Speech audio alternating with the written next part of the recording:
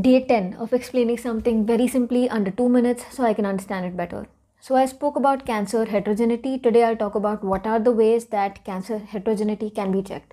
1. Multi-region biopsy.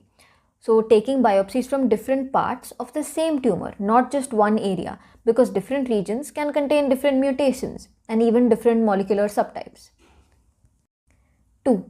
Longitudinal biopsy. Tumors change over time during treatment and relapse. Repeated sampling helps track tumor evolution. Like I mentioned, after treatment, a different population of cancer cells survive.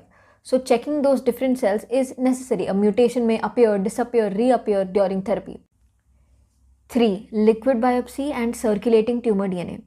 Tumors, cancer cells release tiny DNA fragments called ctDNA into the blood, and a blood test can detect these biomarkers and changes and mutations early.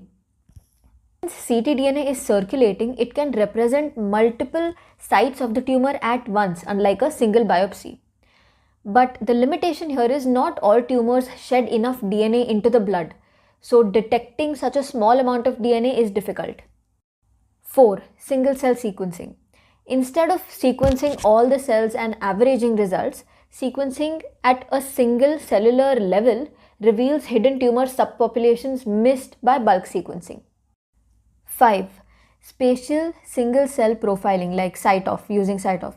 This measures many proteins in individual cells while preserving the tissue structure. This shows where different cell populations are located inside the tumor. Circulating tumor DNA, ctDNA, but for brain tumors. And here we take it from the cerebrospinal fluid, CSF. So brain tumors will release some DNA in the blood, and if we take ctDNA from the cerebrospinal fluid, this can be measured in a much better way. The only limitation here is collecting cerebrospinal fluid is invasive, painful. 7. Multi-region whole genome or exome sequencing. Once again, instead of looking at one biopsy, one part of the tumor, you check the DNA sequence in multiple parts of the tumor. So 8. Autopsy sampling. So autopsy sampling will allow you to see many tumor sites after that to study full body heterogeneity.